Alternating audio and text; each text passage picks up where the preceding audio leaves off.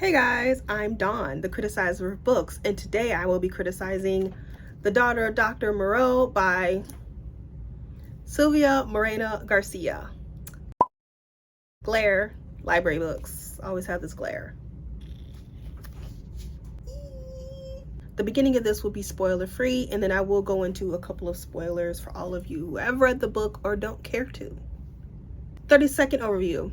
Daughter of Doctor Moreau is a retelling of the island of Dr. Moreau, but it is set in like early 19th century Mexico.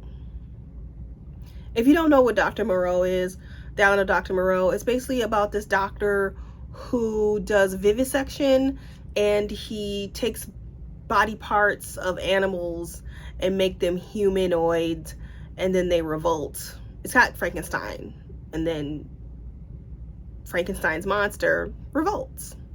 I'm going to do this format the same way I do my podcast. I podcast with my friend Ashley. Hi, Ashley. And we podcast Buzzy Books twice a month. And we have a format, and I will be doing the same format here. And that is, this will all be spoiler free. I will talk about my dislikes. I will end on a positive note with my likes. And then I will go into a spoiler edition. But first, let me rate the book. I gave this a 2. I'm the criticizer of books. I criticize books. That's what I'll be doing today. Oh, good Lord. I read Mexican Gothic. I did not like Mexican Gothic, but I believe it won the Goodreads Choice Awards, which doesn't really mean anything because the Goodreads Choice Awards is a big old popularity contest, but that's neither here nor there. I don't even vote in that bullshit anymore, but whatever. So just because it won the Goodreads Choice Awards doesn't mean that it's necessarily a critically good book, because it wasn't. And there's a difference between a popular book and a critical book. As a librarian, I am a professional librarian.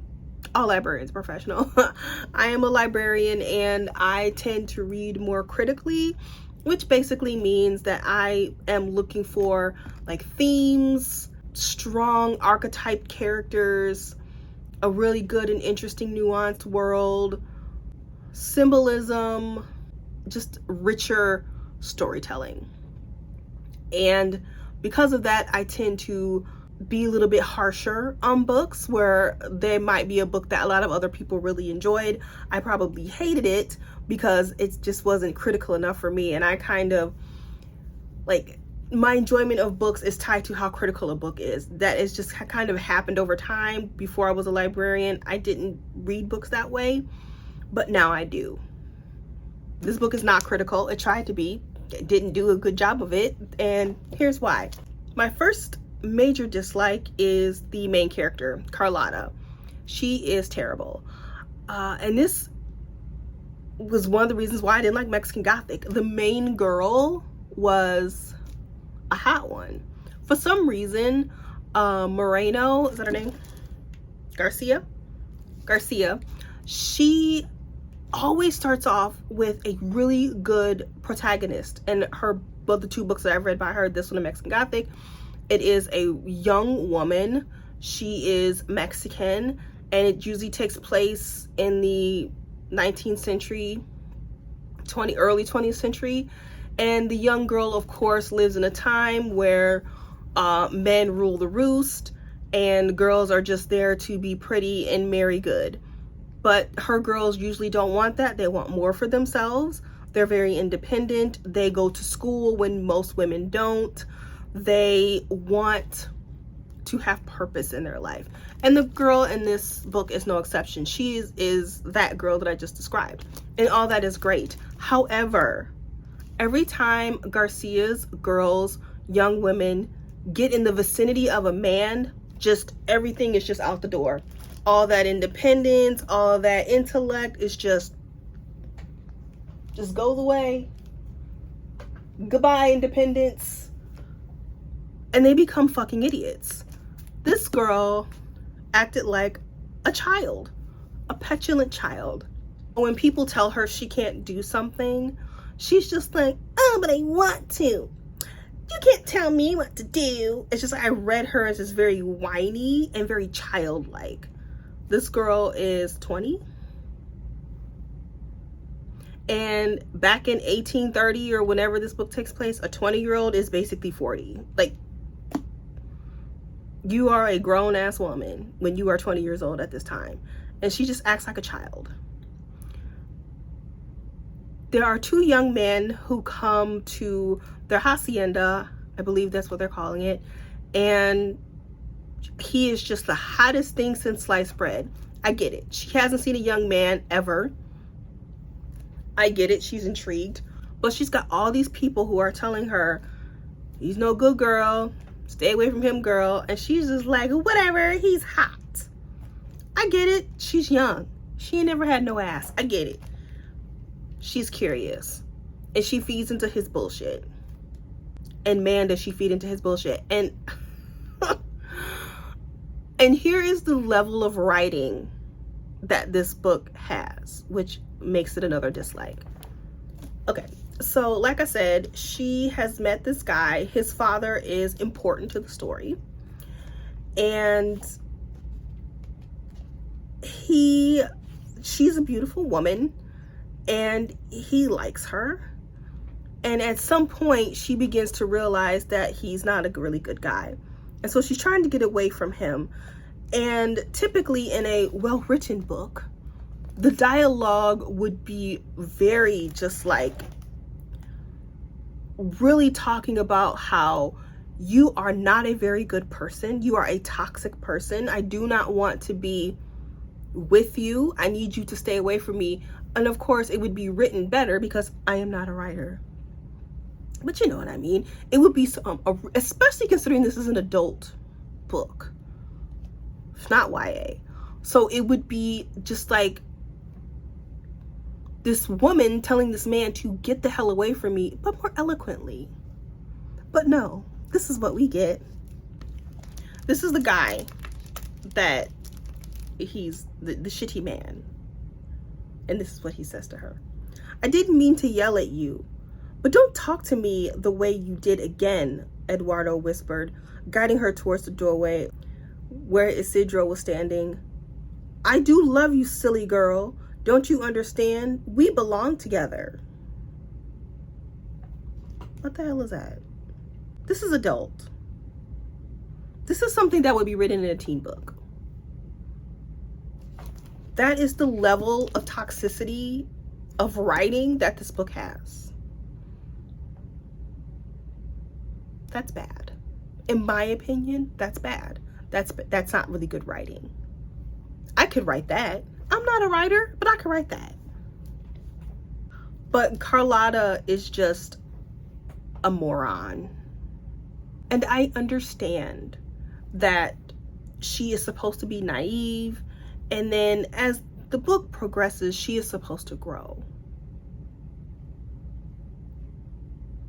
I understand that's how stories are written. But do you have to make her such a dumbass in the beginning? Like, don't create this wonderful character of this girl who lives with a scientist for her father. It's really just them two on the island, and then he has a couple of hybrids, and the hybrids are the half animal, half humans that they live with. And then there's another woman who lives there. She's like their maid. That's it. There also is, I forgot, there's another guy there who helps the doctor.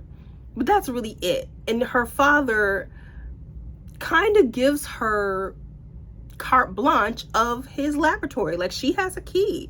At some point, she is free to go in. Does he really teach her much? No.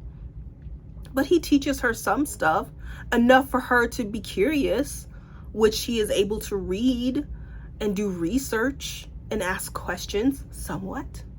Like, we have this incredibly intelligent young woman, and the second an attractive man gets anywhere near her, she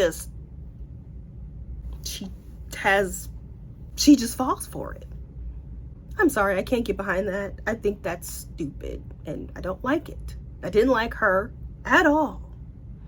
The next thing that I did not like was Dr. Moreau. Now, I know the book is called The Daughter of Dr. Moreau, and it really isn't about him, but he is still integral in the plot because he is kind of the villain.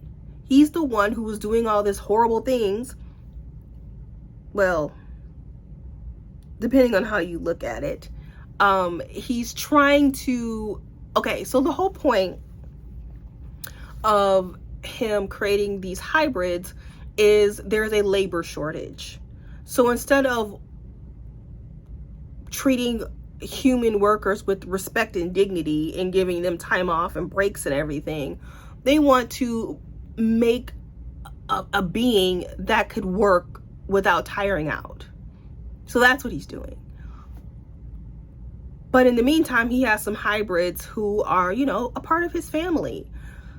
So essentially he is a villain because he is A, taking work away from people, and B, contributing to the disgusting capitalism of the time, and C, he's just trying to make something to just constantly work. And it's still an animal, like he's still taking real animals. So it's not like they're robots who have no feeling and no brain. It's still an animal. You still have to be humane to animals. Can't just make them work all day and all night.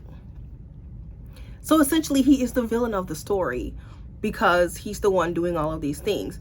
But his villainous ways doesn't extend farther than making them go to church. He's just like, Jesus says, blah, blah, blah. And they're like, oh, praise Jesus. And when they don't go to church, he gets upset. Okay. And I understand what she's trying to do with the whole church thing, because there are people who believe evolution, and then there are people who believe creation, that God created us. And then there are people who believe that we evolved from monkeys. So I think she's trying to make that a theme. She doesn't do a good job of it. That's another thing that I disliked. She starts off really well with the theme. She has one theme in the beginning, and it is, nature does not take leaps or chance of incremental. In other words, nature is slow to change. Okay. I was like, yes, we got a theme. We're going to do something with it. Let's go. No. We do nothing with that. Nothing comes of that. That's another dislike. So basically what I was saying with the Eduardo, he's the young man, is that the misogyny in this book is hilarious. It's not nuanced. It's not written like particularly inspirational for a woman who is reading this to say to herself, man, this guy is horrible. How does Carlotta feel about this? Does she have something new or interesting or inspirational or different to say about this man who treats her badly? A really good book, the answer to that would be yes. But because this book sucks, the answer is no. So this is a like and a dislike, even though I'm not in my likes yet. I'm still in dislikes. But I'm going to do a little like right now. I do like that Garcia tried to include some historical fiction. So it is set, like I said, in like 1830 Mexico. And at the time, there were Mayans who lived on like, I don't know how to pronounce it, Yucatan, or I'll put the word on the screen. This is where they lived. And it's kind of an island off to themselves. And in comes Mexican Europeans, and they're like, hey, we need to expand our land and I need you to work it, but I'm not going to treat you well. And they're like, hells no, revolt. And so she kind of has that historical element in her story, which is great. That's a like. I don't know any Mexican history. I barely know American history. I enjoy learning about other people's culture by way of fiction. I think it's great. However, what she does with it is like right on the surface. So there's this guy who is kind of the leader of the revolution, and they keep saying his name. He's the leader, and everyone's trying to find him, because they either want to join the revolution or they want to kill him to stop the revolution.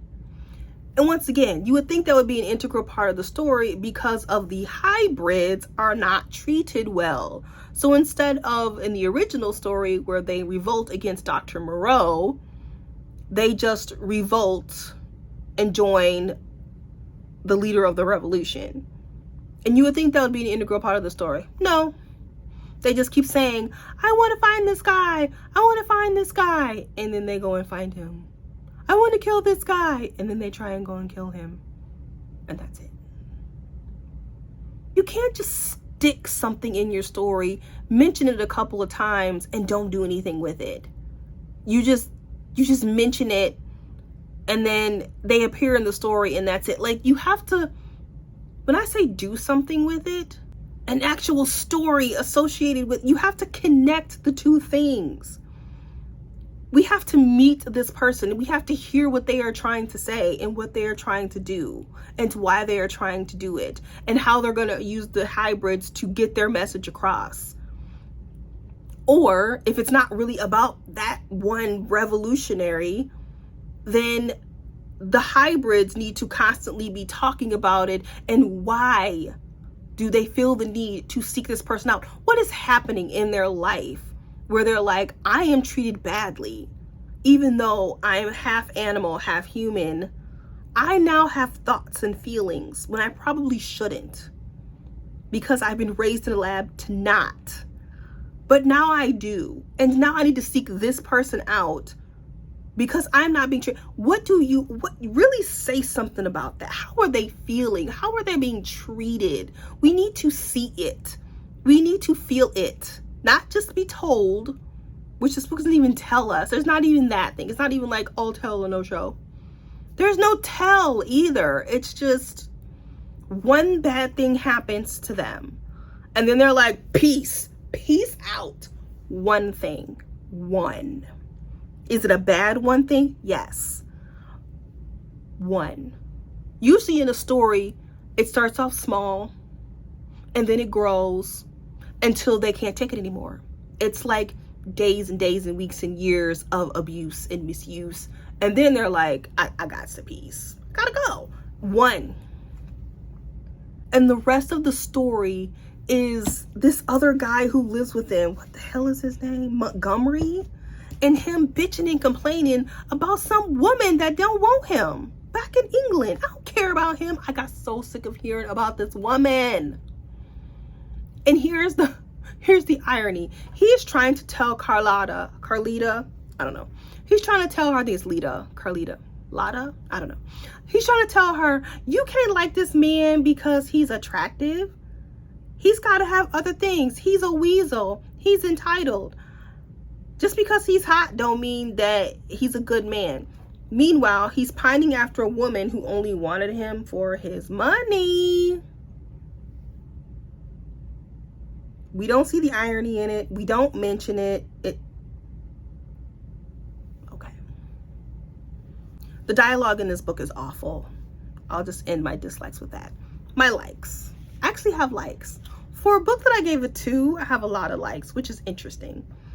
And that really just speaks to the potential of this book, and just if it was given to a better writer, it would be a very good story. But so one of the things that I liked, I already mentioned it, was the theme that nature is slow to change. She doesn't really do anything with that though. The other, like I already mentioned, was the historical fiction, the inclusion of historical fiction. We don't really get a lot of books of Mexican culture and Mexican history, which I think is great. But once again, she doesn't really do anything good with it. Another like is that it is pretty fast paced. Like by chapter 3, things are moving. There's no huge introduction. We don't see him starting from the beginning where he has this idea and then he's in the lab and he's tinkering and blah, blah, blah. No, we don't get any of that. We already have met hybrids. He's already knows how to do the stuff. He just needs somebody to help him and we're off. So I liked that. And the last thing I liked is, this is probably the best thing about this book. Unfortunately, wasn't enough of it. So there's a hybrid named Lupe. And Lupe is like half something, I don't know. It's not important. But what's important is that she's not a full human. However, when Carlotta is acting like a child, she's the first one to be like, you're acting like an idiot. You need to stop. And she had this saying where she was like, you're not listening. Like, she would talk to Carlotta, talk to her about why she shouldn't do this, why she shouldn't like this man, why she should do whatever. And Carlotta would be like, no.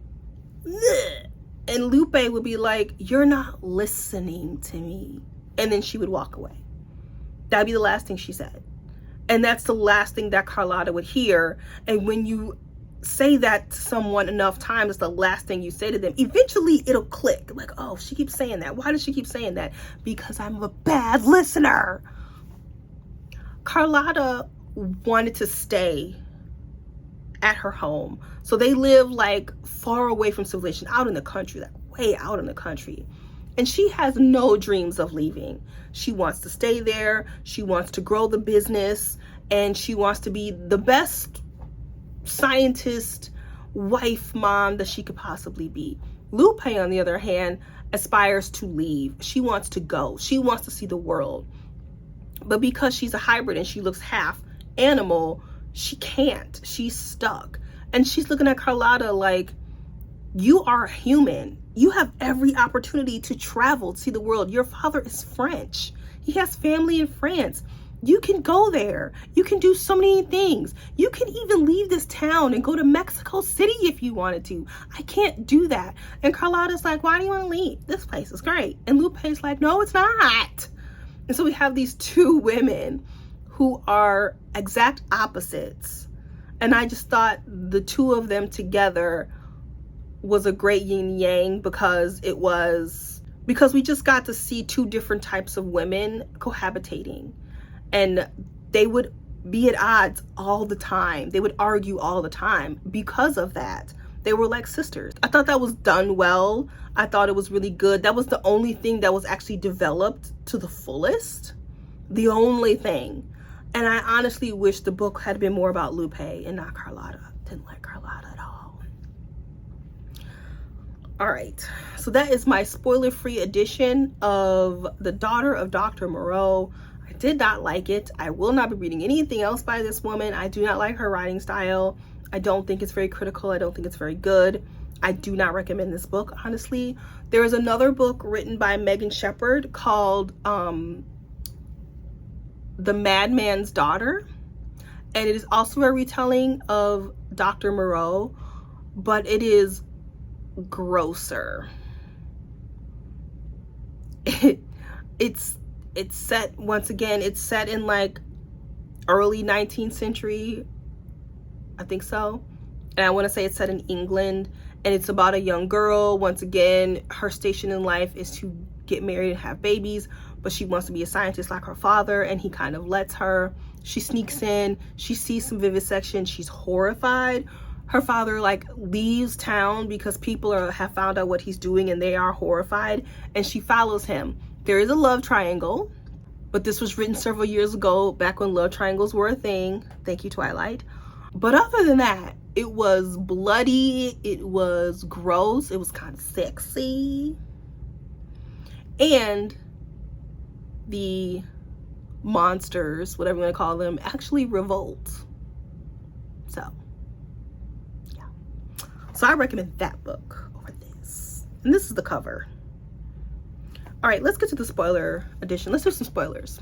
All right, thank you for joining me for The Daughter of Dr. Moreau. I'll catch you in the next review. Now it is time for spoilers in 5, 4, 3, 2, 1. That is the Janet Jackson countdown for all of you who do not know. She does it in her music video, Rhythm Nation. All right, there's not really much to spoil, except for the obvious is that Carlotta is a hybrid. Like, it's pretty obvious that she is. I mean, come on. She has to be. She has to be. There has to be that twist. It's always that twist. Guys, if you are reading a book about a father who does some weird shit and they have a kid, chances are that kid is that weird shit. Like, it's just how it is. So I was not shocked when that revelation presented itself. So that's like the biggest spoiler. What I hated about this book, as I realized that I really hated Carlotta. Ooh, girl, she was horrible. And she bangs old dude, Eduardo. I guess it was supposed to be spicy. It was stupid because I guess what I'm trying to say is I don't understand the point of that. I don't know if he felt like he could take ownership of her because they banged and he was just like, but I love you, we banged. I don't know the point of it. It was stupid.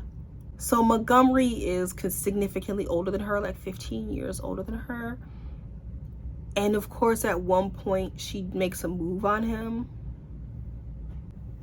Child, when that happened, I was over it. I was like, are you fucking kidding me? Oh my God, no. I think he like pushes her away and he's like, you're drunk. Ew, no. I don't understand what the point of that was. I knew the dad was a fraud when, so the way he explains to Carlotta and why she's always sick is because she has a blood disease, or she had a blood disease, and he's found not a cure necessarily, but a way to heal her when she gets, you know, symptomatic. He can like give her an injection and it, you know, then she's fine. And so she needs to have this injection every couple months or whatever, I don't know. And I'm like, okay, so he's cured a blood disease, but then he has gout. So I'm like, you can cure a blood disease in 1847, but you cannot cure your gout. Something smells fishy.